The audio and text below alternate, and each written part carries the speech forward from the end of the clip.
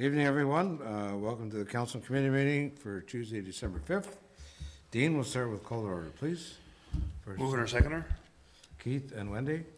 Moved by Reeve Watt, second by Councillor Hewitt, that the Council and Committee meeting of December 5th, 2023 be called to order at 5:30. All in favor? Carried. Roll call, please. Mayor Bennett. Present. Reeve Watt. Present. Councillor Gauthier. Present. Councillor Hewitt. Present. Councillor Hughley. Present. Councillor King. Present. Councillor Wren. Present. All members present. Approval of the agenda. Betty and Jennifer. Moved by Councillor King, second by Councillor Gauthier, that the agenda of the Council and Committee meeting of December 5th, 2023 be approved as presented. All in favor? Carried. Disclosure of pecuniary interest. Seeing none. Delegations, not really delegation for Tara, but we have Tara Hine here tonight, who is celebrating 5 years working for the municipality. Tara actually started off as a student around 5 years ago, moved to office clerk, and now is accounts payable. So soon to have Dean's job, I would assume. Tara, on behalf of council, I just want to thank you for your 5 years of service. Hope you're enjoying working for Laurentian Valley, and hope you have many more years to come. Come on up, and I have a certificate for you.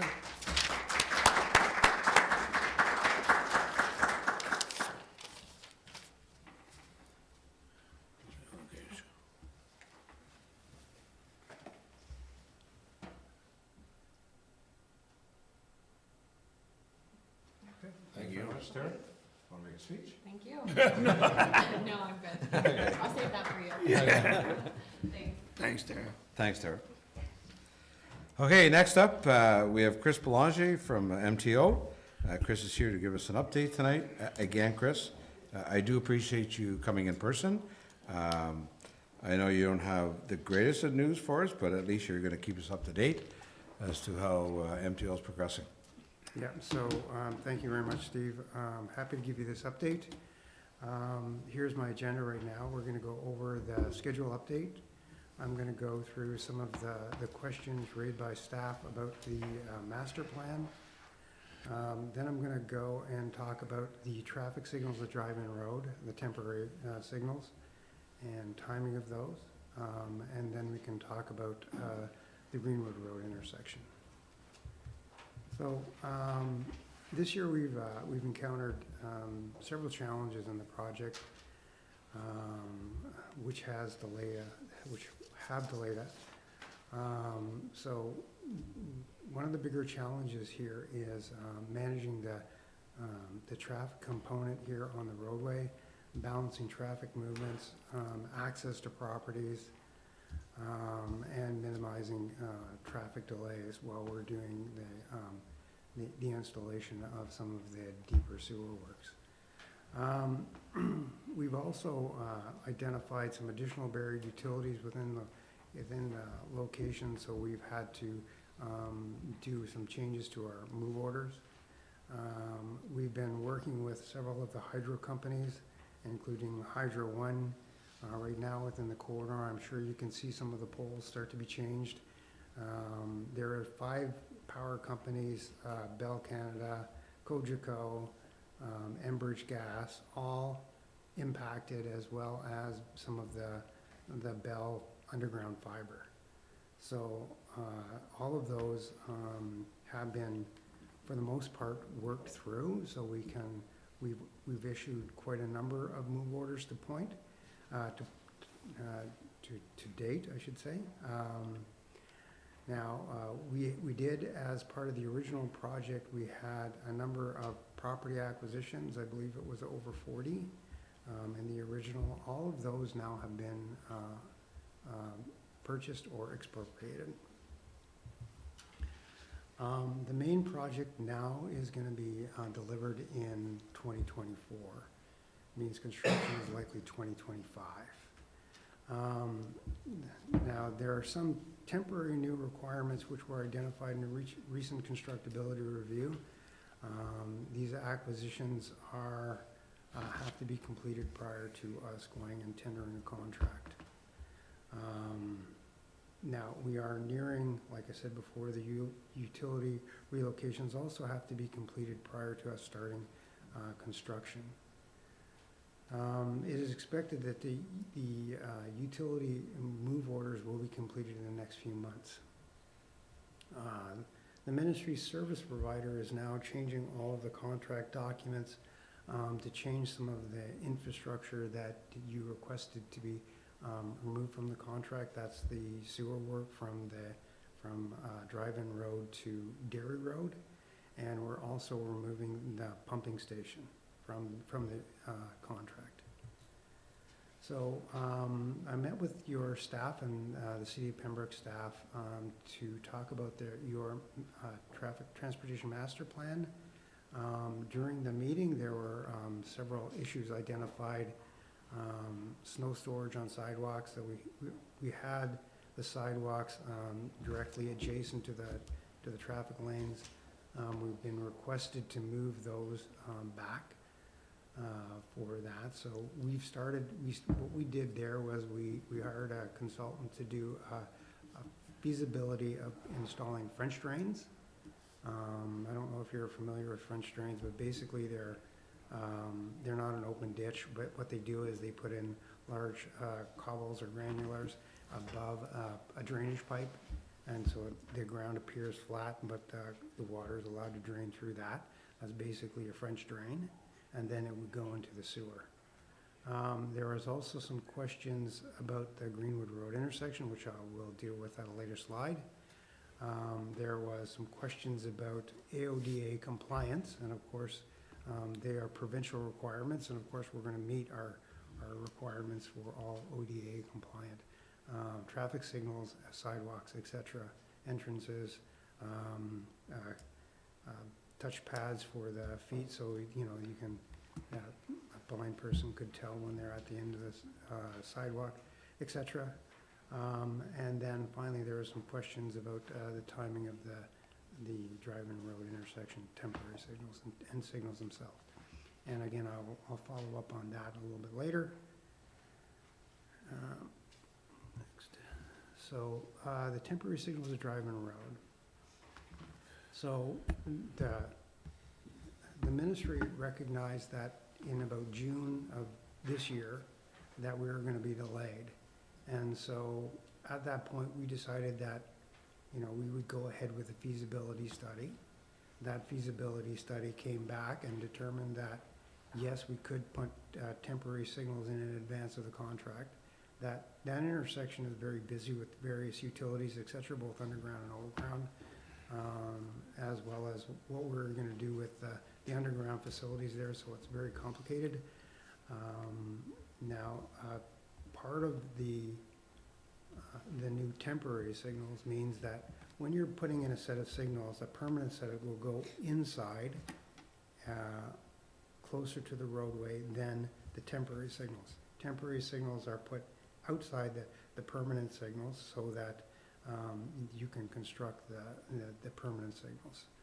So when we're doing that, there was additional properties identified as part of that study.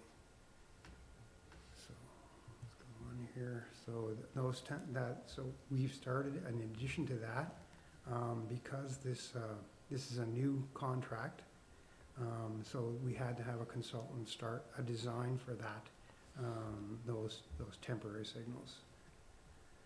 I've been actually up, in the last 2 weeks, I've been here 5 times to the Highway 148, visiting and talking with various owners, business owners, and the property owners on the corner. So we started negotiations with them for that additional property. Once the temporary signals are ready to be tendered, it is anticipated that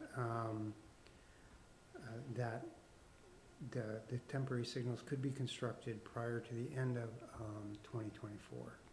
Now that all is contingent on when we would have the property acquired.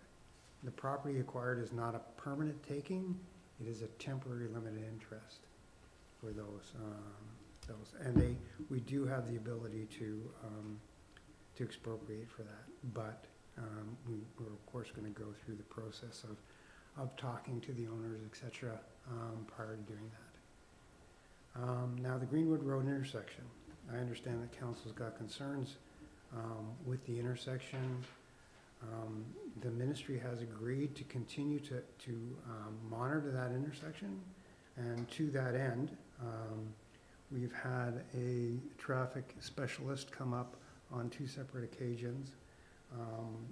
Monday, April 24th, they came up, and Thursday, August 17th, they came up, and they did a review. So they sat in a vehicle, was unmarked, and they just sat at the corner and observed the traffic. The time was, I believe, from 3 p.m. till 6 p.m. they sat there on each of those occasions. When they sat there, they actually noted that they did not see any operational issues with that intersection at that time. And I do realize that a lot of people have told me that it does get busier at times, and I definitely believe that at specific times, especially holiday weekends and other times, that is a very busy intersection, and it can be challenging for people. But we don't warrant signals based on like a single peak. We base it on a standard set of criteria. So along with that, so one of the things we have checked recently is the operation of that from a traffic perspective, looking at accident histories and so forth. We've done that, we've completed that analysis, and according to our records, the intersection is operating well.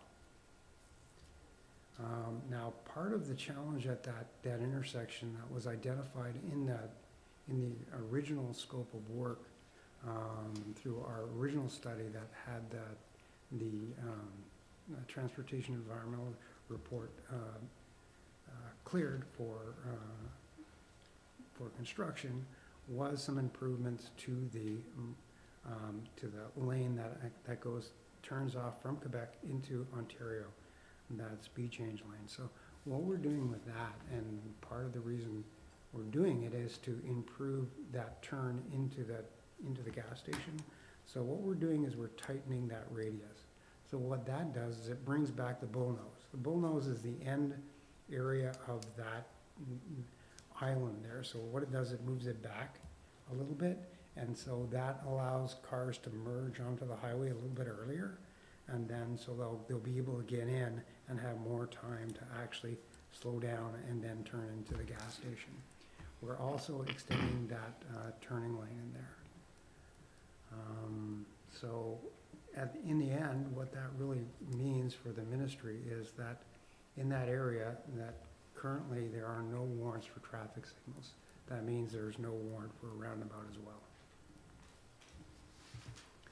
So that's my update. I know it was quick. I'm sure you've got questions. Yeah, so I think what we'll do is maybe we'll just go back to the start, and then I have questions on certain segments. And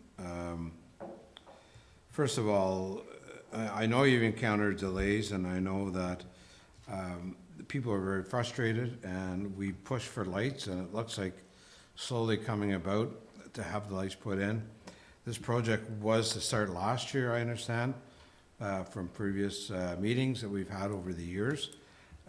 We're now looking at 2025, which is another 3-year delay, which is causing a lot of concern. I in fact spoke to the gentleman that lives at the corner of Drive-In Road, the house that you are trying to put one set of lights up. And he says he retired and he sits a lot of time in the window. And the number of near misses and the number of accidents he's seen is unbelievable. And certainly he has firsthand knowledge by sitting there by the window. I guess he must have a TV beside, I don't know. But he told me today that again, we've pushed so long to get traffic lights up there because of the delay in construction. My first question on your delay is, the last time we met with you, you told us that, or maybe I read it in one of your reports, that the 1-year contract is now 2 or 3 years, depending on when you can get contracts or contractors to do the work. So if you're telling us 2025 is the beginning of construction, what do you project being done in 2025? So by 2025, so we're gonna start with the temporary signals. So we're hoping to get those in, first of all, in. 2020, no, I understand that. I mean, Next year. the main construction of the road. So what'll happen with the main construction? So, first of all, the main contract is a 2.5-year contract. So it's gonna take approximately 2.5 years to complete the work. In the first 3 months or 60 days of the contract, what they'll be doing is preparing for the major works. So what that means is that they have to temporarily widen one side of the roadway to prepare for traffic to be pushed over to that side. So what we don't want to do here is we don't want to go down to single lane operations on that roadway for very long. So that's that first 60-day period. And we recognize that during that first 60-day period, traffic is going to be a bear. It's really going to be tough out there. There isn't a lot of options for people. There's going to be people diverting from Quebec and going up Whitewater Road or Greenwood and Whitewater Road and around. But you can expect that there's going to be signs up showing that there's going to be major delays through that section of highway while we do that temporary widening. There's no choice on that work. Now, the reason why we're doing it this way is to reduce the overall impacts of the project. So by temporarily widening, we can then provide 2 lanes of traffic for the majority of the work. So for the remainder of the contract after that 60 days, for the majority of it again, they'll be down and there'll be 2 lanes of traffic open. One of them may be flagged, but there'll be 2 lanes of traffic open. That's the plan for the majority of the traffic. So the issues, of course, with that, Steve, are that when you're building underground infrastructure, you've got a deep hole beside those open lanes.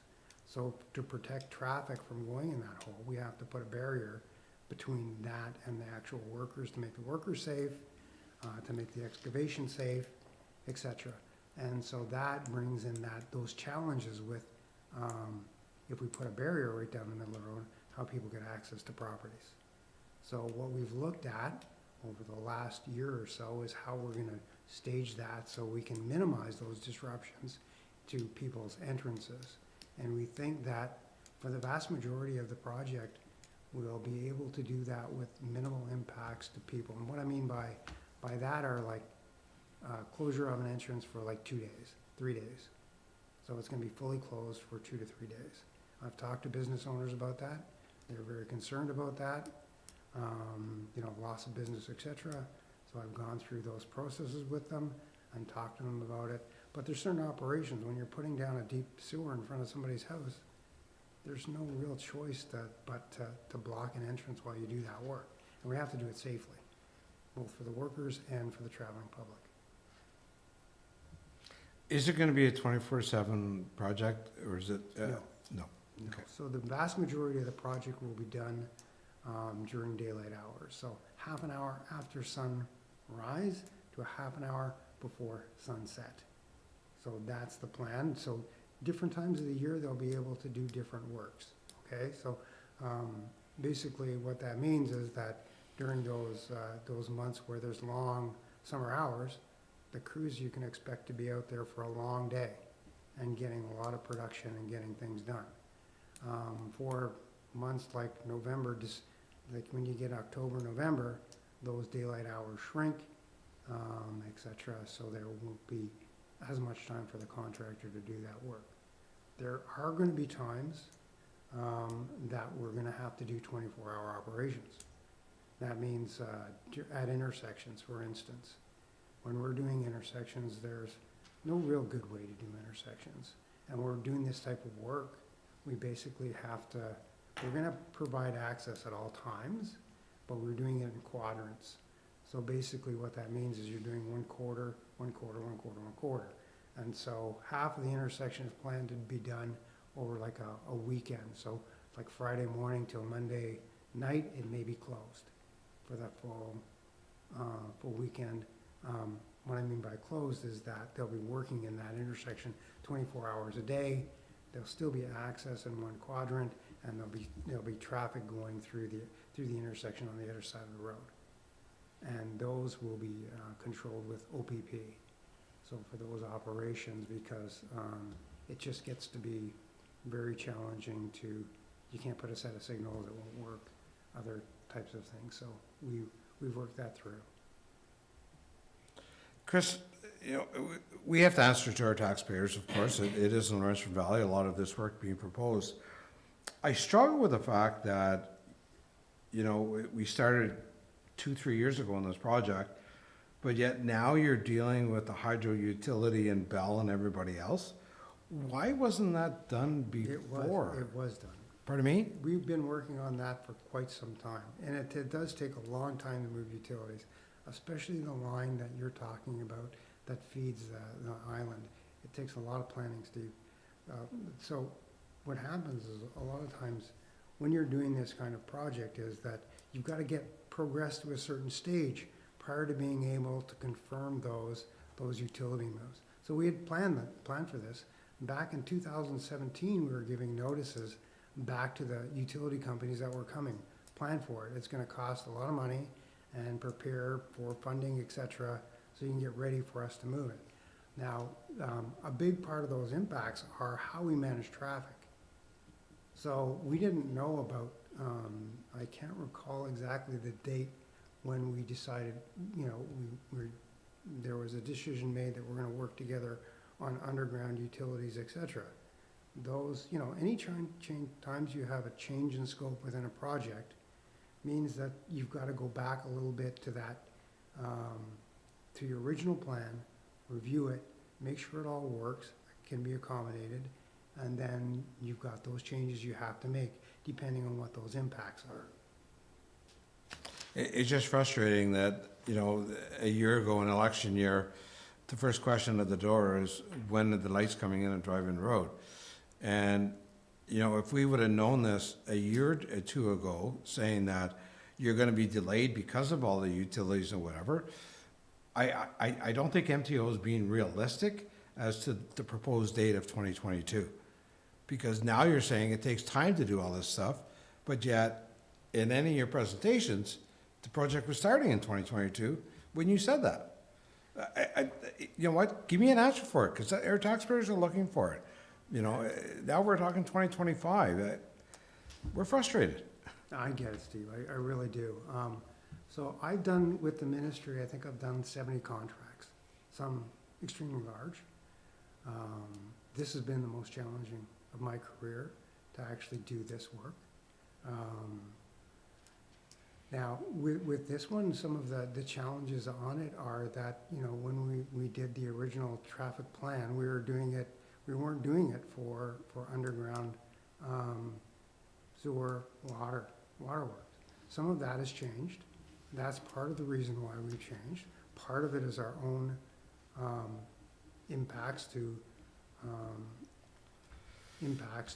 the traffic. So the traffic management plan and how that worked and how that changed.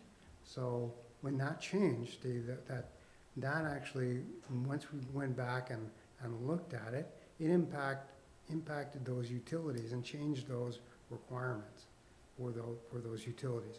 So then you have to go back and start again with that and start it over again. So this is a very complicated project with a lot of different things. And when you're dealing with underground, when you're dealing with changes, it's tough, and it's really hard to get everything to line up, so to speak, so that everything works well. Like I said earlier in the contract that we did a constructability review. Well, we found issues when we do that. And that's, in some ways, it's tough to take that you do, you've got a consultant, you do the work, they give you the work, and then you do that constructability review, and then you go back and you say, it's not gonna work.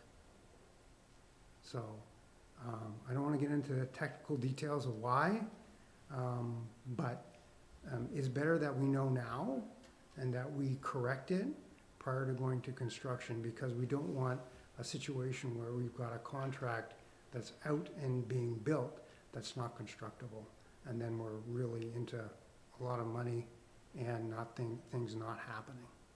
So, that's part of our process, Steve, is it's an iterative process.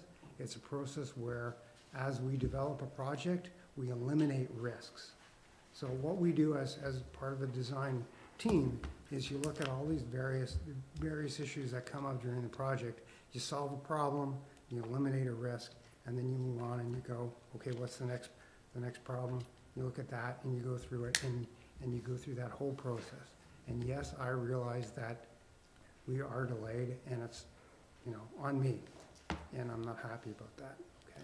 So when you told me last time we met, that you're not gonna retire till this project is completed, you sticking to that now, or? I am, I'm 63. So, I am getting very close, Steve, to doing that, but I plan on having this contract awarded and them to start construction prior to retiring. Okay. I'm just kidding. I won't hold you Well, to it. that's a fair question, because I don't wanna hand this to somebody else to start over again, and No, that would be. neither do I, that'd be or neither do challenging. we. Alan?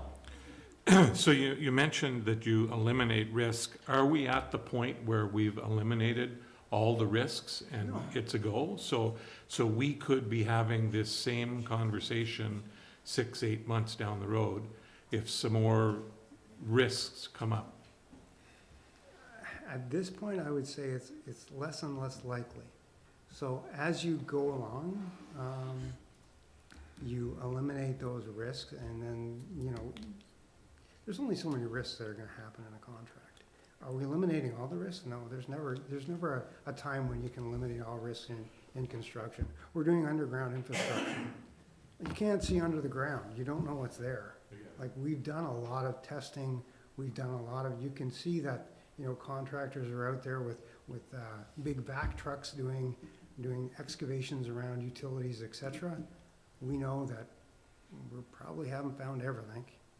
And we'll have to deal with stuff during construction, but we've tried to eliminate the vast majority of it. And at this point in the contract, I can tell you that we're at that stage now where I'm starting to feel more and more comfortable that, yes, I'm actually gonna be able to say 100% that we're gonna be able to deliver it. I'm not saying that right now, but I'm saying I'm getting closer and closer to that point.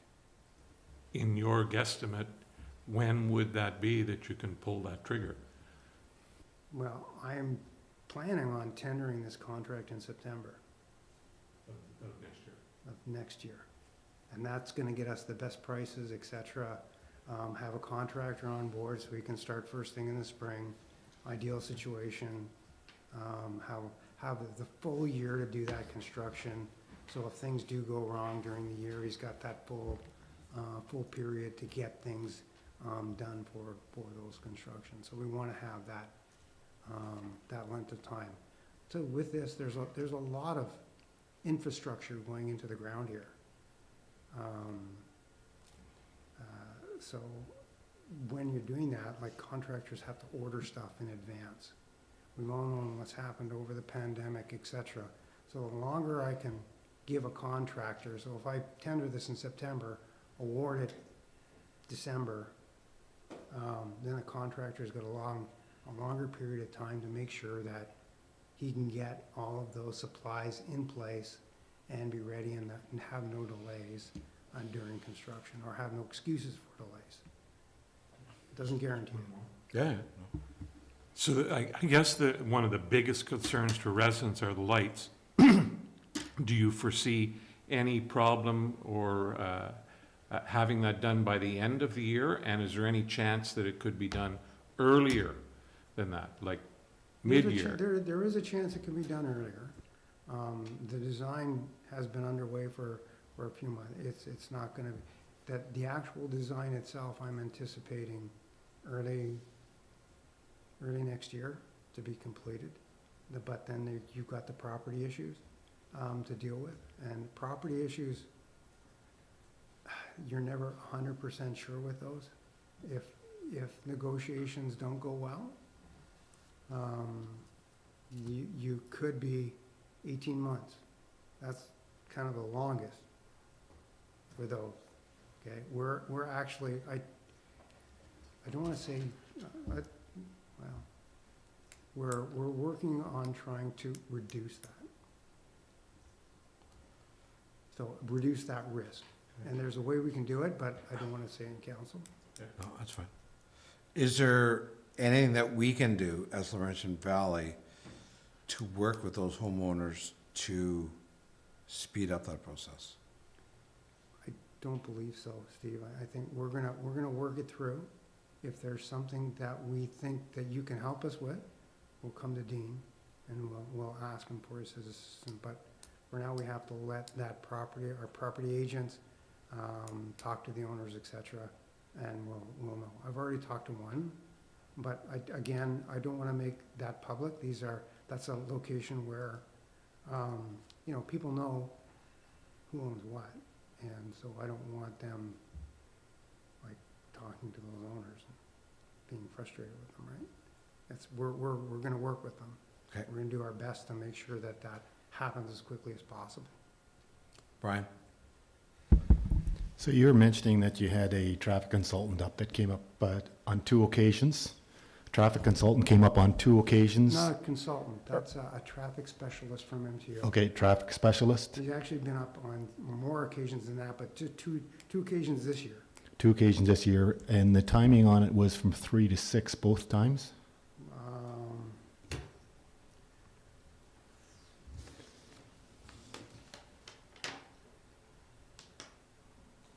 Yes, 3 to 6 on both occasions. Because the biggest bottleneck for that intersection is probably in the morning from 7 to 10, when you have all the traffic from Hazley Bay, Cottonham's Island, in the Quebec side trying to turn east, and you have all of the traffic from Cobden, Westmeath, and the whole east end trying to get into Pembroke. And it's that coming out of the Quebec heading east that is the challenge, and it's that time of day, not at the end of the day. At the end of the day, it's the opposite, and there's turn lanes and it's easy. But there's the sightline issue looking to the east coming out of that, and it's all the traffic that's happening there, and you miss the bad window in the day that all the challenges happen. Take that back, and I'll ask my traffic person to come up for the morning, so that they'll have to stay overnight and stay here and do that. So I'll request that they do that next time. Brian would be more than happy to accommodate him overnight, if you wish. We like to do it anonymously. We don't like to tell people when we're doing it. Al? Can you tell me, are they still eliminating the traffic that are merging on and off, and they're only looking at the traffic that's coming to the stop? You had mentioned that at one time, that the traffic that's merging on and off are not counted. It's all they count is the traffic that's coming to the stop, and that's what doesn't warrant a roundabout or lights. All legs of the intersection are counted, so when you're doing your counts, they do a full count on all. And legs of the is all of the intersection. traffic involved in what numbers are needed in that intersection? Or does some get eliminated because they're merging? My understanding is no, that no traffic gets not counted. So it's all taken into consideration.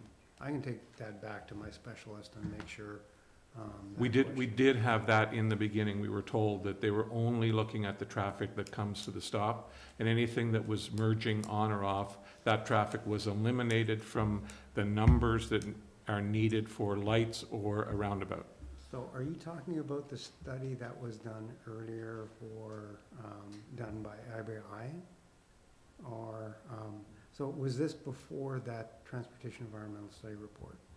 Yes, that- this was it. This was like So- one of the original designs where we had the open house, and we were told that at the open house that, no, they only look at the traffic that comes to the stoplight that's gonna physically turn at the stop My sign. understanding was that what they did was they looked at the total traffic and they said, well, let's look at it from a different perspective. Let's take those two lanes out, and look at all the traffic. What would happen with the warrant if we only had that T intersection, and we did not have those two channelization lines. They did look at that during that phase of the design, and it still was not warranted at that time when they did that. My understanding was different, that they eliminated that traffic and they were only using the numbers that came to the stop sign. No, that's not my understanding. Chris, and we've asked you this before, so we're not only looking at current traffic, but we're looking at growth. And maybe you, Absolutely factored in, Steve. absolutely, for the next Yes, 20 years. Absolutely. So have they, go ahead. So I'm gonna predicate that, Steve, by we don't know what's gonna happen in the future. We don't have a crystal ball.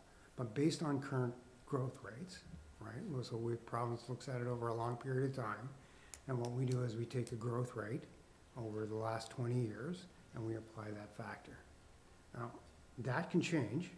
All of a sudden, you get a big development someplace that's not known at this time, and that could change those timelines, right? So, like, we don't have a crystal ball. We base it on history. Keith? Hearing their frustration, are you willing to have another public information session for the residents in the area in the early new year, just to explain the various steps you've gone through here tonight, so that everybody is aware, or the most people that are very, very interested are aware as to what's actually happening? I'm gonna have to come back with an answer on that one. I'll certainly consider it. Currently, the plan going forward, and I don't want to delay the project any further, right, with this, so we're planning on going back out to the public with the design and construction report. The design and construction report documents all of the impacts to traffic, et cetera. So the original Transportation Environmental Study Report basically goes through, it does the design, what's needed in the area, and does all those studies related to that. The design and construction report is really done after that detailed design is done. So when you have all of those impacts to residents, the roadway, what's gonna happen during construction, how long are our queues gonna be, all of those things are documented in that design and construction report. How long are we gonna have, entrances closed for, things like that. I understand what you're saying. However, not all people read those reports and understand fully what's actually the impact is on it, where Agreed. I think a face-to-face communication is much more appropriate. I'll take that back and I'll give you a written response on that one. Yeah, the request is there, we'll leave it with you to get back to us. I do not wanna delay things farther, right? No. So, that's one of the reasons why we would come back and say no, because we don't wanna delay things. Like, if I do that, can I actually publish my design and construction report and be ready to go for construction and deliver a contract in September? I don't know at this point. I'd have to look at it and do that, and I don't wanna delay the project. Go ahead, Keith. Even the dates aren't necessarily as important as to why it is being held up right now for the length of time that it's going to be. I think that is the more important for the residents, especially in that whole drive-in road intersection.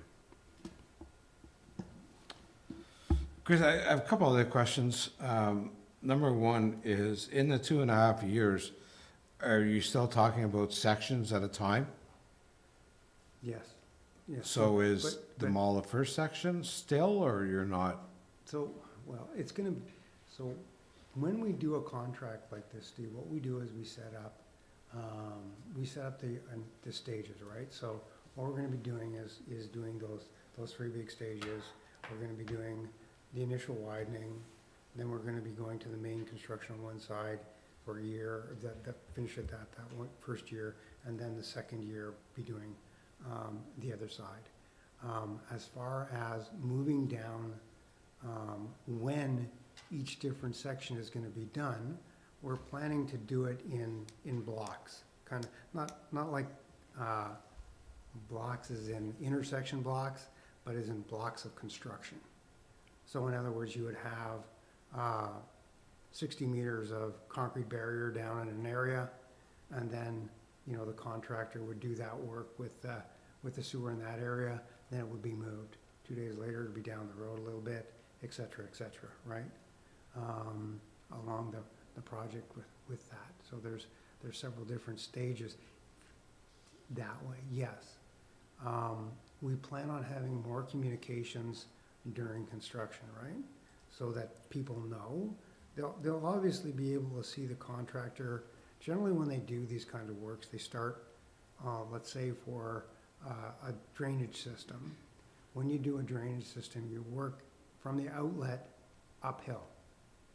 So when you're connecting it all, you're connecting it kind of like to the river, and then you're moving up and up, so that new drainage, when it's collecting the water, has some place to go. So what happens is that when a contractor does that, you know, the public is gonna see them moving down the road, right, in those blocks, and be able to do them. In this one, it's more complicated because we're gonna have multiple crews, right? So that is the plan right now, is to have more than one kind of down at a time, so we can do it in 2.5 years, right? We don't wanna do it with a single crew. If we did it with a single crew, we've done the working days, and it's painfully long.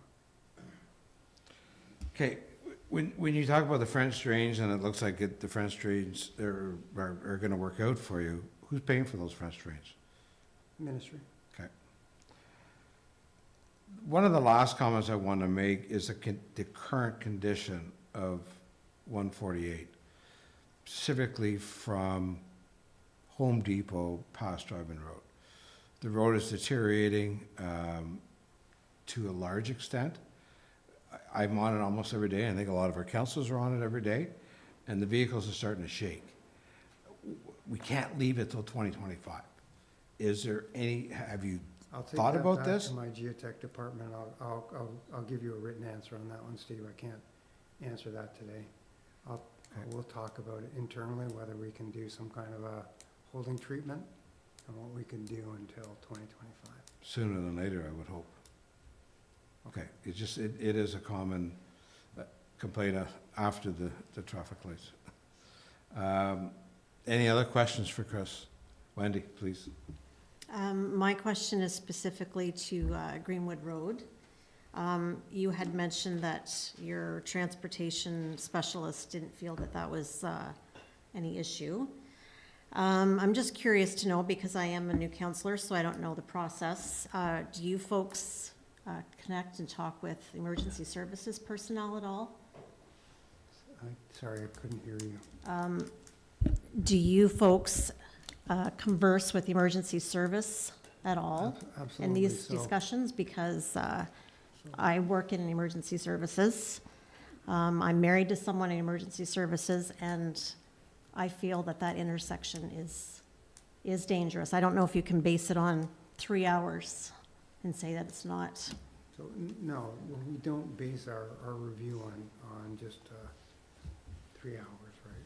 We base it on several reports, right? So the whole process, when we go through it,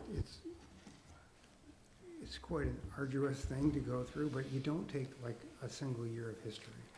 We've actually gone back, I believe the history goes back to, I'm gonna say 2011, and we've looked at all the numbers for accidents, et cetera, from that period going forward, right? And generally, when we do that, we converse with OPP. When we do that, we don't generally talk to like an ambulance driver or something like that. Sometimes we talk to fire on that one. I don't believe we've had a conversation with fire. We will be having one with fire prior to start of the work, because we will be talking with emergency services on how we're staging traffic and how we're working it through and what challenges they're gonna have during construction. But what I can tell you from emergency services is they always get the green light. So they are made top priority when a contractor sees emergency vehicle coming, everything stops, they get out of the way, and they let those emergency services through. So, and that's the plan here. We're not gonna be, those emergency services are not interrupted at any point. Maybe my question maybe was misunderstood, maybe I didn't communicate it properly, because I thought you had said at Greenwood Road, from your 2 days of study, that you didn't see that that area was an issue. So maybe I misunderstood what you said. So, okay, what I said there was that a traffic specialist came and did a review at that location on two separate occasions on 2 different dates. So they sat in a van and they observed the traffic at that location for those 2 days, sitting there and looking at and witnessing driver behavior at those locations. They recorded delay time, so how long it actually took to make that left turn for each vehicle. They monitored the longest time, they took the average time that happened, and they observed the channelization to make sure that nobody took that channelization, made a U-turn, and then went along and did that. So driver behavior, while he was observing it, was proper. So there's no illegal movements that were done. There was no one that went through and blew through a stop sign. There was no one that did anything like that. So that was his report, that he saw none of those behaviors. Mark or Laurie, do you have any questions from tonight? I think, Chris, there's something that's recently come up, and it was like a discussion we had a few months ago, was I know we talked about the sidewalk adjacent to the curb, but another question we had was that barrier curb along the road and not being mountable for vehicles to get off the road. And my understanding is I know we're looking at some of the intersections and approaches, but is there still thought of that barrier curb being removed throughout the section if the sidewalk is being moved over, so there is that mountable curb? So, emergency service vehicle is driving down 148 and vehicles can actually physically get off the roadway and out of the way. I know that's, came up before, and a ratepayer's brought that up with me again about safety and vehicles being able to properly get off the road without basically jumping a 4 or 6 inch barrier curb to be able to get off the road. So one of the improvements along here from driving road to the city is that we're providing an additional lane, right? So a 2-way left turn lane. So what you'll see is that emergency services will use that 2-way left turn lane as they're driving. You'll see cars pull over to the barrier curb, and you'll see the emergency vehicle using that lane. Okay. And just something that Councillor Wren had noted with the traffic signal warrants and those vehicles being eliminated. I know that was, and I was trying to find the information, what we were told when the warrants were done, that because it was free flow on and off, that those vehicles were excluded from the warrants. We, through this, had the County of Renfrew do a traffic study for us. They included that, and that did meet the warrants, and that's been a few years now. But that's what we were told, is because it was free flow traffic, they were not included in the signal warrants. But if those vehicles were included, then it would meet the threshold in the warrants. So I'm going to look back, but I know there was some discussion on that, and I agree with what Councillor Wren said. That was told to us, that because there was no obstruction, that those vehicles were not included. But if they were included through a true roundabout or signalized intersection, the warrants are met. So anyway, that was told to us before. That's not my understanding, Mark. Also so when Renfrew did their counts, et cetera, they actually made an error in their calculations. So that was corrected by our traffic section, and they had a conversation with Renfrew about that. So I have some documentation on that. So possibly, Chris, you could, when you do send us back an email from some of the questions we've had tonight, you're going to get back to us, maybe you can confirm that information as well. Yeah. Okay. It would be really helpful for me, Steve, if you guys have any notes from that you could pass on from the meeting today. It's very hard for me to actually sit here and remember every question that came up today, so that would be much appreciated if you could pass that on if it.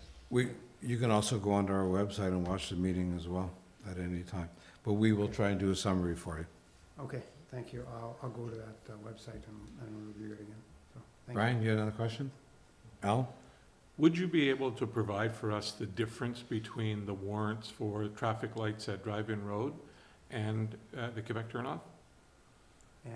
And The Greenwood Road? So almost the same amount of traffic goes through the Greenwood Road intersection as goes through the Drive-In Road intersection. And I'd be amazed to see the difference in the warrants for traffic signals at one, but not at the other. I'll have to get back to you on that. Yeah, no, that's fine. I just, if we could see what the differences are, because I find it hard to believe that there would be that much difference in traffic, because basically, especially in the morning, I would say 90% of the traffic that's coming through the Quebec turnoff is going through the Drive-In Road area. Plus, you have all of the traffic then that's coming from Westmeath, Beachburg, Cobden in that way as well.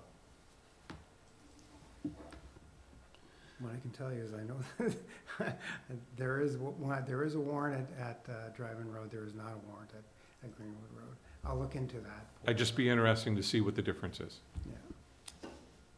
Okay, anything further for council? Thanks, Chris. I appreciate taking the time again to drive up and see us. You're welcome. Please keep us updated as much as you can. Will do. Thank you. Thank you.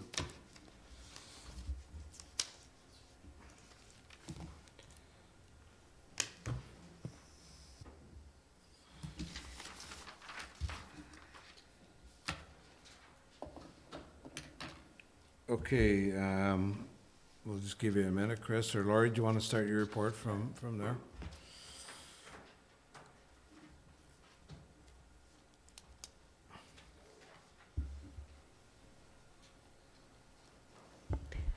Yes, so my reports tonight are just some brief appointment ones as we're coming, believe it or not, to the end of the year.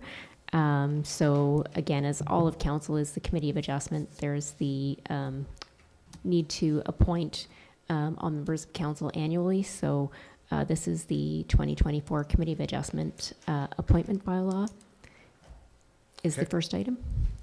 Any questions for council on that? Can I get a mover or seconder? Brian and Alan? Moved by Councillor Yulee, second by Councillor Wren, that the council pass bylaw 2023, council passed bylaw 2023-12064 to appoint all members of the council of Township of Laurentian as members of Township of Laurentian Valley Committee of Adjustment for 2024, and forward bylaw 2023-12064 to the bylaw portion of December 12, 2023 special council meeting for passing. All in favor? Carried. And the second report is updated emergency management. Laurie? Yes, the second bylaw is to reflect that we do now have Angela Seabarth, planning technician, and she will be assuming the role of the emergency information officer, and it's one of the few roles in addition to the CEMC that we actually do need to name the person rather than the position. And so this bylaw basically updates that, and rather than doing another amending bylaw, we're just repealing and replacing that appointment bylaw that just names those positions. So it's, even though it's a repeal and replace, everything is the same except for the names being switched for Angela. Okay, mover and seconder, Wendy and Brian. Moved by Councillor Hewitt, second by Councillor Yulee, that the council committee approves the proposed updated emergency management appointments bylaw 2023-12065, and forward bylaws as presented to the bylaw portion of December 12th special council meeting for passing. All in favor? Carried. Subcommittees, Pembroke and Area Airport. Alan? So we had our regular airport commission meeting a week ago, and we had a presentation from Airborne Petawawa. This is a possible new skydiving company that's looking at locating at the airport. They'll offer tandem skydives. They have a program that you can become a licensed skydiver. They will be offering wingsuit courses and wingsuit rentals. be the only drop zone between here and I believe it's South Carolina to be able to offer that. They will also have a rental of all equipment, and they're looking at setting up at the airport this summer. So if anybody was looking at going skydiving, you're going to be able to do it at the airport. Jennifer's going first. Yeah, yeah, so they have tandem suits, and they'll, anybody with zero experience can go, so it's pretty neat. Also, the D&D fuel, the contract is now finished. Original contract was 475,000 liters of fuel over a 3-week period. It got extended out to a 5-week period, and the total amount of fuel we sold them were 630,274,000 liters in 5-week period. So it was very busy and a logistical nightmare, but got it done, and they didn't have to not fly one day or one time, so they had fuel the whole time. So It's good. yeah. Emergency management? Just to update that, so next week on December the 13th, that we will be doing some training and exercising. So most members of the committee then will be busy or otherwise engaged that day. Tim, you look so excited. Fire department. Come on up, Tim.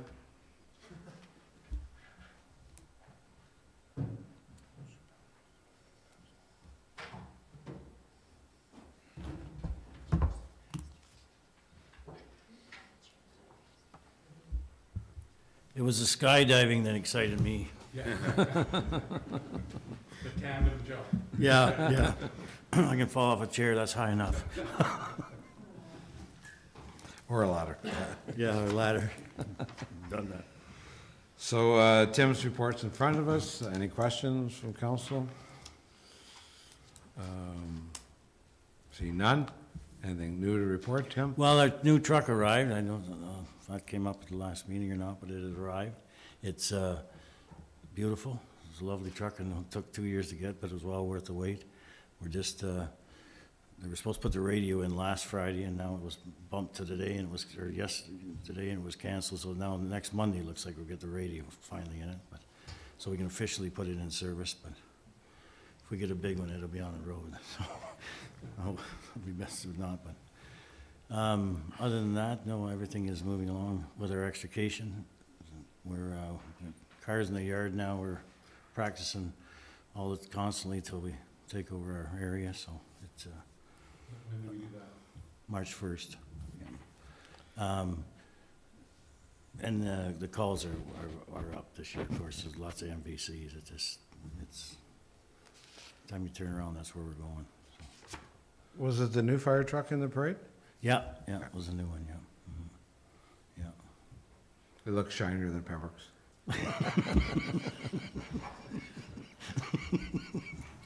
Anything else for Tim, or Tim, anything else for us? No, I think that's about it.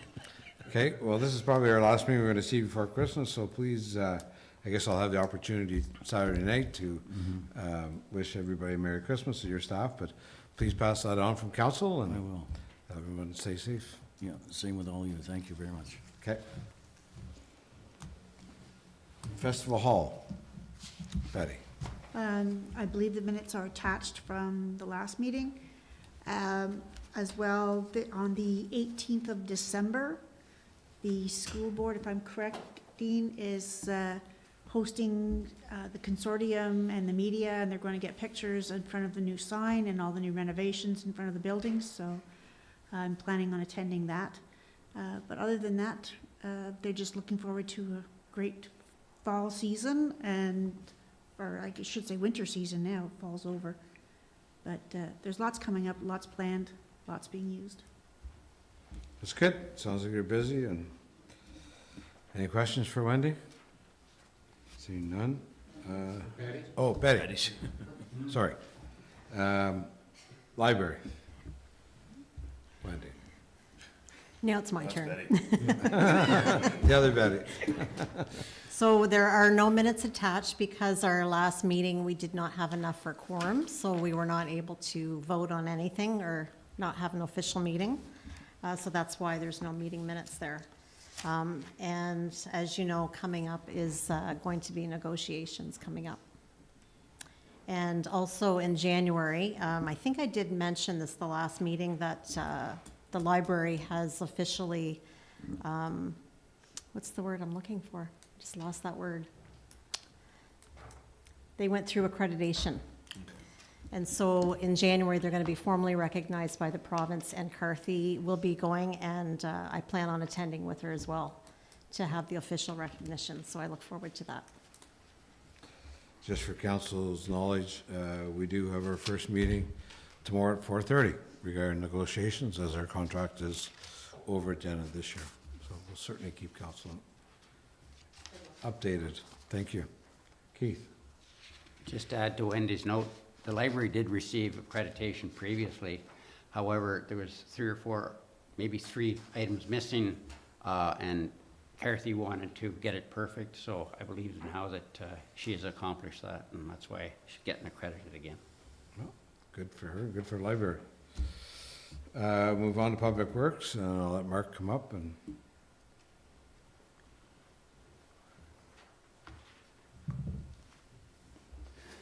Good evening. I know there's a lot of words and acronyms in here, and it's, I think, a pretty small scale at the end of it on what's happening, but this is some information that that we've been working with our partner municipalities, Pembroke and Petawawa, on for our blue box transition.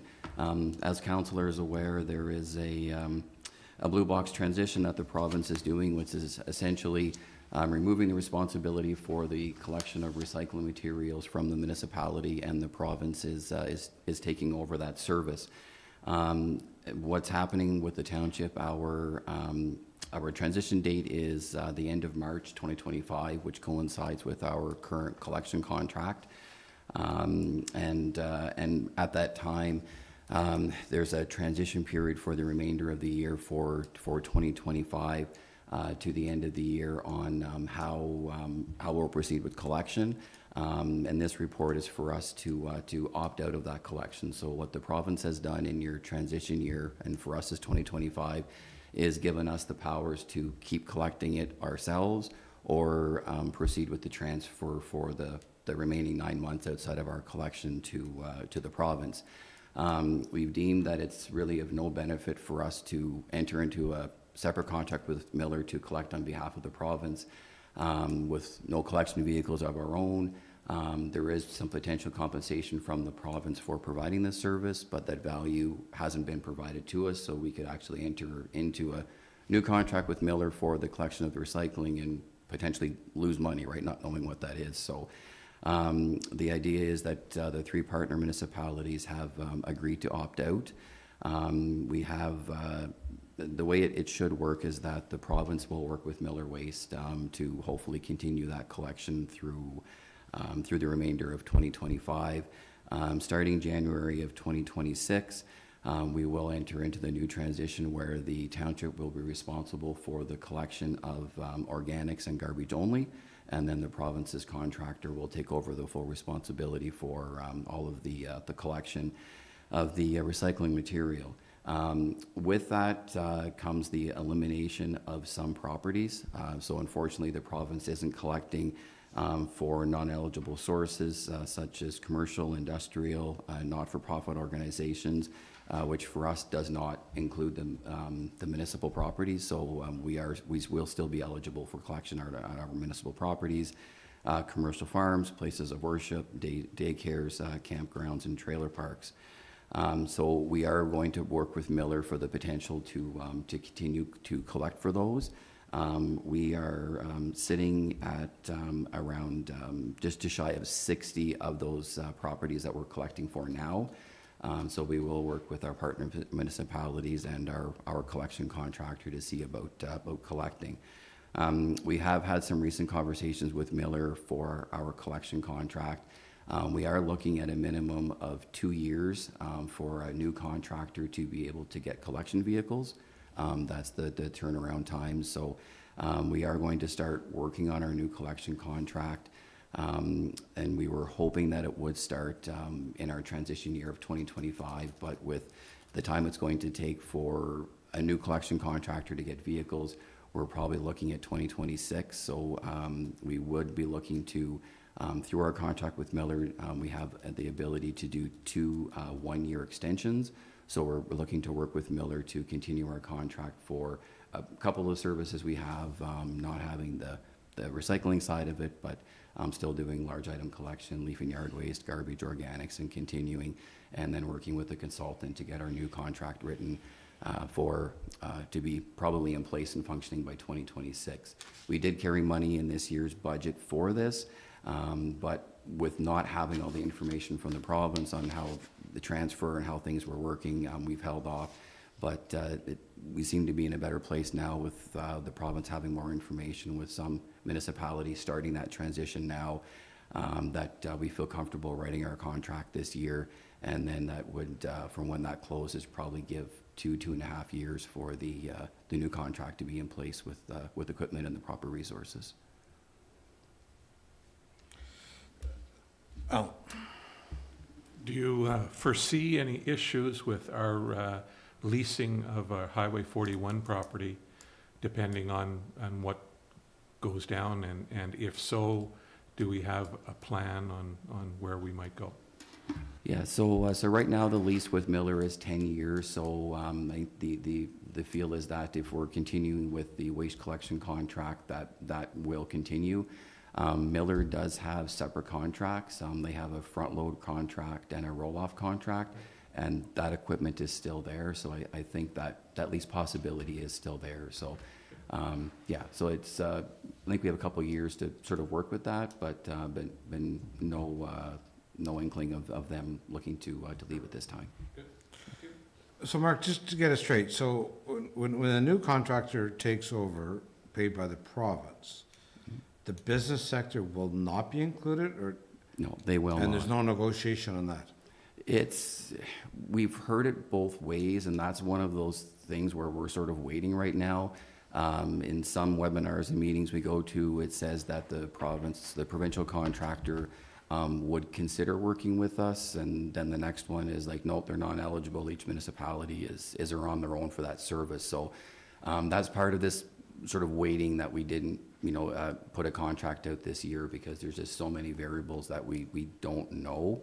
In the webinars where they've talked about the provincial contractor collecting the non-eligible, they basically would take your number of properties, and it's sort of based on a percentage or volume of material in the truck, and when it goes across the scale at waste recovery, part of that would sort of be a bill back. So that's potentially an option, but we are looking at the option of doing our own, just because we're not sure yet. So we're still in that waiting game a little bit, but we are getting a bit more information now than what we had. Because certainly, we want to see it at least have our local contractors have a kick at it as well. Yes, absolutely. Right. So have you surveyed those 60 businesses to see how many of them actually use the services, or how many have their own dumpsters and deal with the waste on their own? So these are actually the ones that we're collecting. So this doesn't include the ones that are doing their own service now. These 60 are the ones that we're actually truly providing the services for now. So yeah, there are quite a few more that do their own with the box stores with compactors and such, but these are our 60 that we're providing weekly service to. And that's blue box, yellow bin, and waste, Yes, yeah. and compost. Yeah. Yes, okay, thanks, Mark. Any more questions for Mark on this? We do have a motion. Do we have a motion? Okay. Alan, Jennifer? Moved by Councilor Wren, second by Councilor Gauthier, that the council approve the withdrawal of the municipality from the management of Blue Box program, that the public works manager be authorized to negotiate and execute agreements with producer responsibility organizations, PRO, for the other scopes of work related to Blue Box services, if required, to ensure the continuity of service to all residents and within existing budgets, in keeping with the township procurement policy and with reports on actions being brought back to the committee, council and committee. Staff seeks direction as to whether the township will pursue the contract for the collection of non-eligible sources of recycling beyond transition after January 1, 2026. Non-eligible sources include industrial and commercial properties, not-for-profit organization, non-municipal commercial farms, places of worship, daycares, campgrounds, and trailer parks. Staff is recommending that the township, along with the other partner municipalities, hire a consultant to assist in navigating the transition, and for creating new contracts for waste management and facility services. All in favor? Carried. Okay, so next is under recreation, which is our new recreation director. Sorry, Oh. you still have your subcommittee of waste, Ottawa Valley Waste, if you want to add anything to that. No, I don't. Okay, All right. we'll keep going. All right, move on.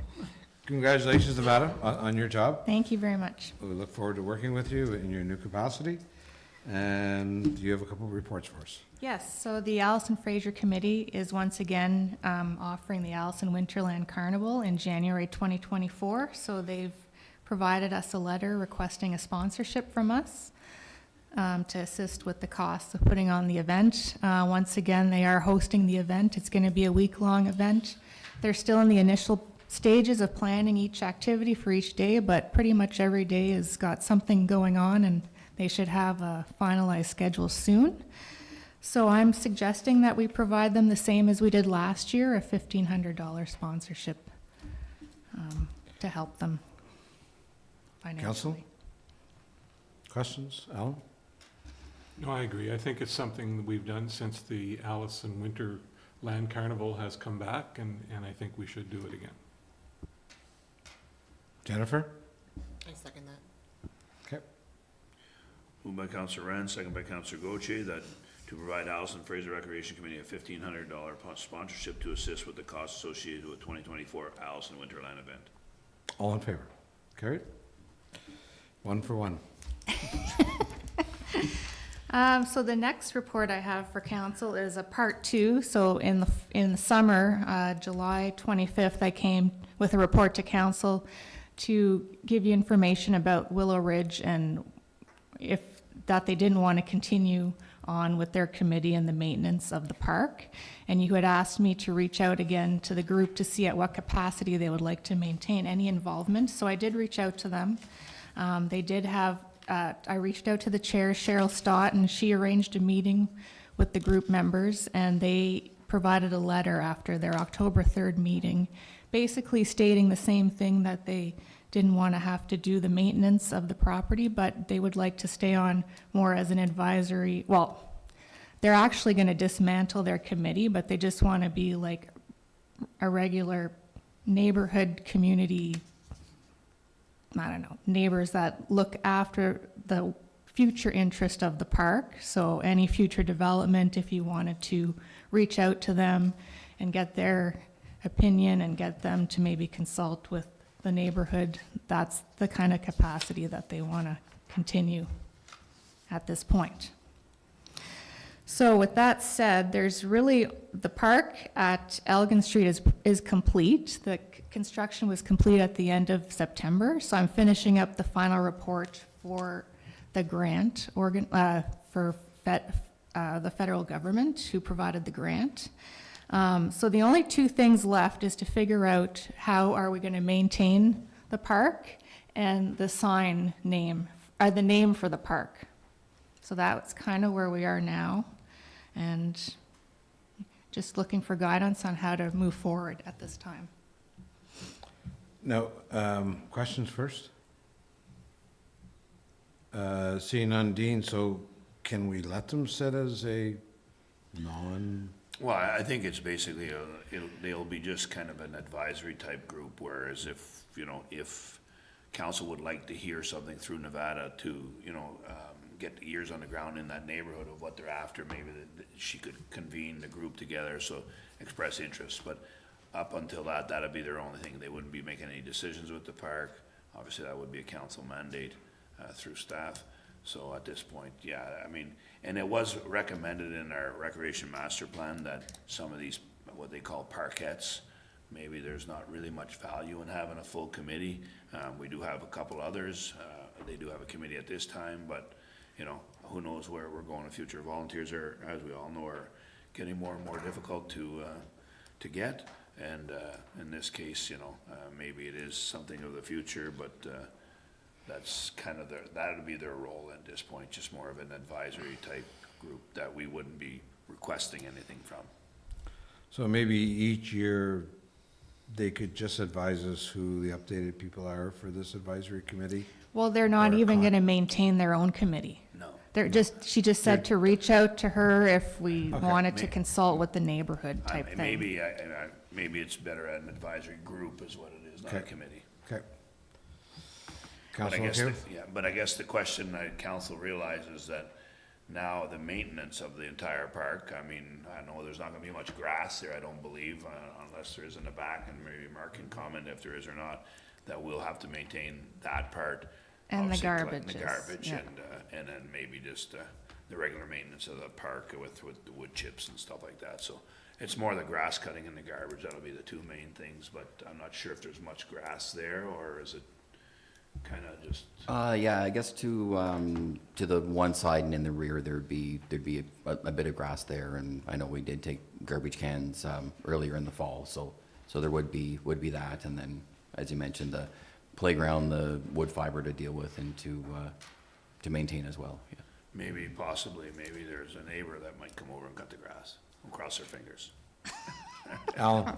Well, that's what I was gonna suggest, we find out maybe in the neighborhood if there's a young lad that would empty the garbage, cut the grass, rake some of the wood chips or whatever underneath, and have a telephone number for the municipality if he sees something that, you know, and make it a little bit of a student contract.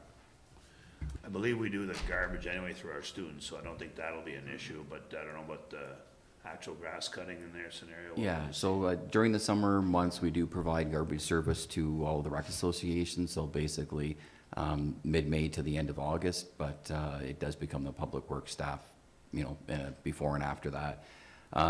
Being that there's nothing else here, the park is closed in winter, so there wouldn't be any winter maintenance, parking lot plowing unless something changed with access to the trail.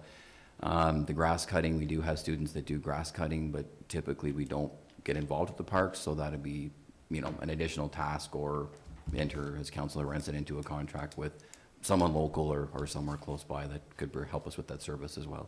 Okay, so we'll leave that to you and Mark. And then the next question is the name of the park, because a lot of signage is being, like, we can't move further with any of the signage, so something.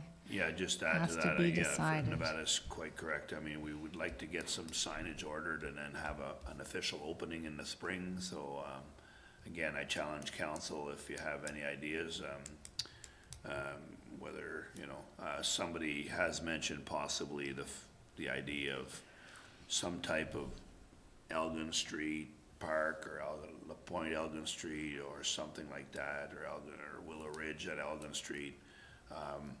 And then possibly, maybe creating a stone, with some kind of signage on the front of it saying Zach's Playground with regards to the actual playground itself. Something like that, or we can incorporate the Zach part in the actual, name of the park. So, but again, would really appreciate if we get some feedback from council. It doesn't have to be at this meeting, it can be an email sent to Nevada or myself, and we'll compile that, and we will probably bring something forward in February to actually name the park. I think you had a good one, is Willow Ridge On Elgin Street. at Elgin, right? The Willow only- Ridge at Elgin. The only other comment I'd make on that one is the committee does recommend Willow Ridge Park, and the only reason I say not on Elgin, because we only own half of Elgin. We only have neighbors on one side, but it kind of recognizes the neighborhood, the Willow Ridge part, so, you know, unless anybody else has ideas, staff will make the decision. Will you send Dean or Nevada any updated? We could also, maybe we could, you know, if, like I said, if members have something, email us, we'll try and put our brain, we'll give 4 or 5 options in the report, and we'll pick some, we'll give some concepts, and Is it something that Nevada reaches out to the committee and say, do you have Kind of any do. Well, ideas? They have It's in the provided a report. few ideas in their letter to you, Okay. so, I mean, I could come up with some ideas and share them with council, and then you can make a final decision Okay. on it.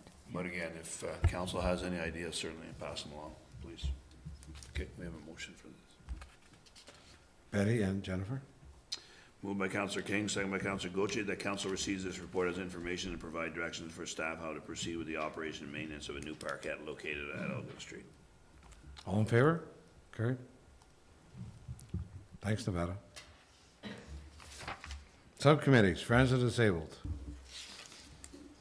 Wendy. We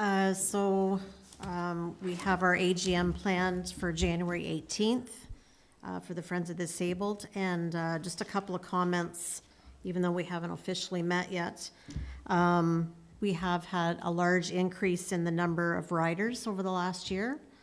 And I think that's partly to do because a couple of years because of COVID, I think the ridership was down, but it has really increased again. And a couple of thoughts from some of the committee members were, we do have an aging population. We have people that aren't driving, so I think that's part of the increase in ridership as well. So we're hoping the Polar Dip fundraiser in February maybe will help cover some of those offsetting of the cost. Thanks, Wendy. Anything for Wendy? Nobody used the Andy-bus tonight, eh, to get her? Shady Nook? Shady Nook met last night. We recognized the volunteers within the organization, had 18 out last night for that. So the Shady Nook committee's alive and well. Hockey is up and running.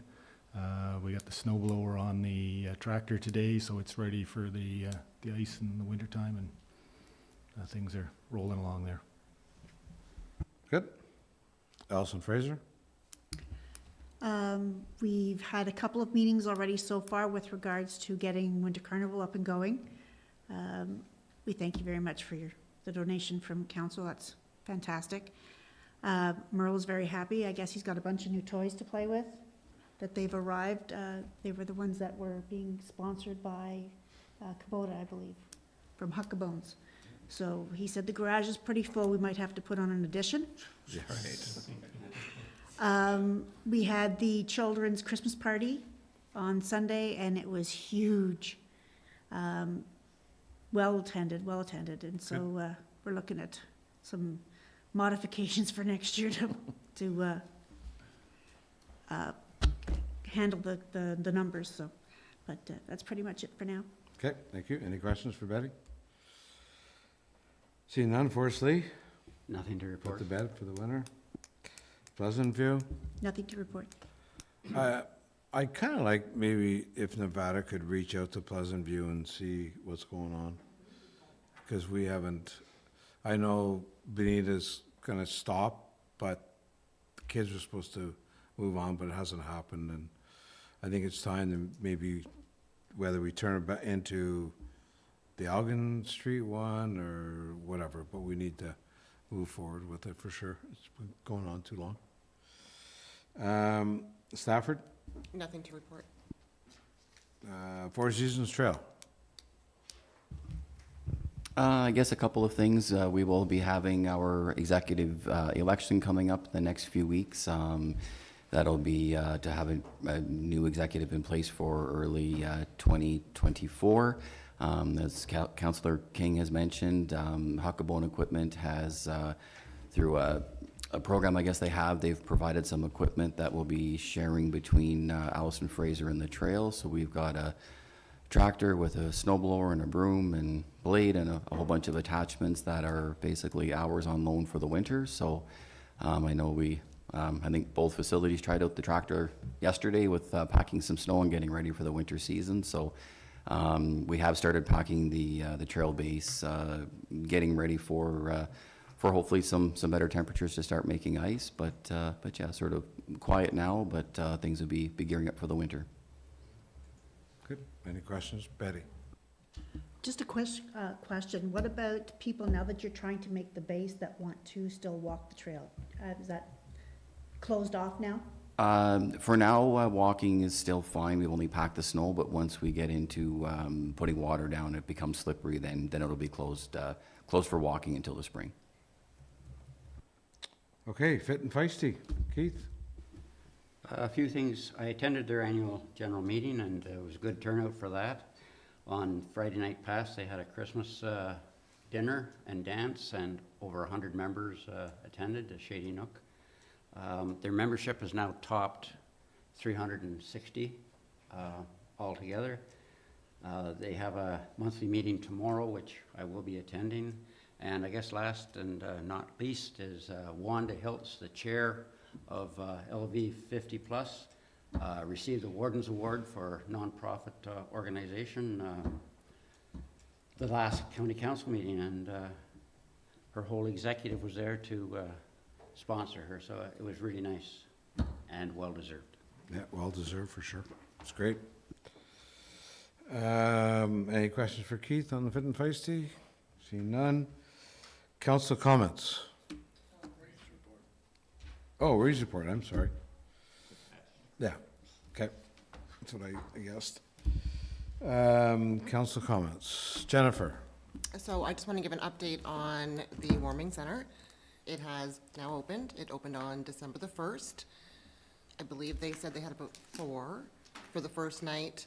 Over the weekend, they had maybe 6 or 7. No issues. Everything went smooth. And Petawawa has now donated $20,000 towards it. That's good. Thank you. Anything else from council? Dean? I have two items just to bring the council again. Yeah, I know it is supposed to be council comments, but I'm gonna take, these are council information in this case. Volunteer, as everybody knows, they were having the Volunteer Appreciation and Awards Night on December 14th here at the office in the garage. So certainly encouraging all members to be to attend that. And the other update I just wanted to make was that we have did a recruitment for a community development officer. We did get quite a few applications. It's been narrowed down and interviews are scheduled in the next week or so. So we'll be doing those interviews and moving forward with that appointment, hopefully through those interviews. Thank you. Yeah, we did get, well, we got a cross-section of course you always do, but we got in the neighborhood of probably 40 that applied. And we've narrowed it down to a short list, so we'll try those out. Good. Anything else, council? Betty? I don't know if anybody's aware, but every year CNL does what they call a crowdfunding campaign at CNL, where each employee across all their sites is allotted a dollar amount, and they nominate charities or nonprofits that people can donate this money towards. And I just want to let them know that Laurentian Valley Trail and Fit and Feisty were part of that list this year. Right on. Cool. Laurie, please. Yes, apologize. Another I'll be non-councillor. the other non-council. Just to take the opportunity for anybody that's listening, and I did also send a notice to council that next week on December the 13th at Shady Nook from 4 until 7:30, we will be having a public open house that Paradigm will be hosting on the Laurentian Valley Pembroke Joint Transportation Master Plan East-West traffic. So it's a drop-in where they'll have some information and available, and they're there to answer questions of the public as well. So it will also be in the newspaper that's coming out this week, and it's been on all the socials, and also some direct messaging to interested parties as well. Good. Thank you. That's it? Brian? Just as everyone's aware, it's that season where we're with the trail, where we're getting numerous very lengthy emails, and I'm just wondering if they are getting directed to the county, and are they looking after their trail? I know that we all got the email on the weekend. It's being looked into. Again, it's not our trail, so I've asked Keith as our representative, and he's on the trail committee, to inquire as to what was said in the email. I do know that there has been some questions on the groomer as to whether it fits into our bylaw or is exempt from our bylaw. And that report will be given out by Dean at a later date to council. Again, the ATV was closed December 1st, and already there's issues with the trails, so all we can do is direct them to the county. If the emails come through and they go to the county as well, I don't bother until we have a meeting on it, in discussing it with them. I'd let them just take their time to put things together and respond. But if it sent to just our local council, then I definitely contact the county on that and share the information. I did receive a call from one of the email people that was sent on Sunday, and that's what I told that person as well, is that, you know, send your email to the county, including Keith and council if they wished, and that we'll get comments back from the county. Again, it's unfortunate. It's fortunate and unfortunate. It's a great trail. It's great for tourism, but there are issues, and as people know, we can't control those issues, as it is a county trail. So we'll certainly forward any information and support people when we can. But Betty. Getting back to that, did we ever submit the letter or get any response back on the numbers for the study on the speed signs? Well, we've requested from the OPP, and I know it went in July, and I have been in contact with the staff sergeant again about a month ago. Unfortunately, he got seconded to another detachment, but he's still working on it, and I did get an email as early as today saying he's still working on it. He's requested it again. He apologized, but he'll try and get us something. So he doesn't know what we'll get, but he'll get us something. Yeah, we haven't forgotten about it, for sure. Anything else? Dean? Motion to adjourn, please. Alan and Betty? Moved by Councillor Wren, second by Councillor King, that the council and committee meeting of December 5th, 2023 be adjourned at 7:02. And just before we vote on that, I just want to make mention to council that our discussion with Chris tonight, please tell any taxpayers if they want an update from our meeting tonight to watch our meeting, at least with Chris involved, because I think they will get a lot of their questions answered. All in favor? Carried.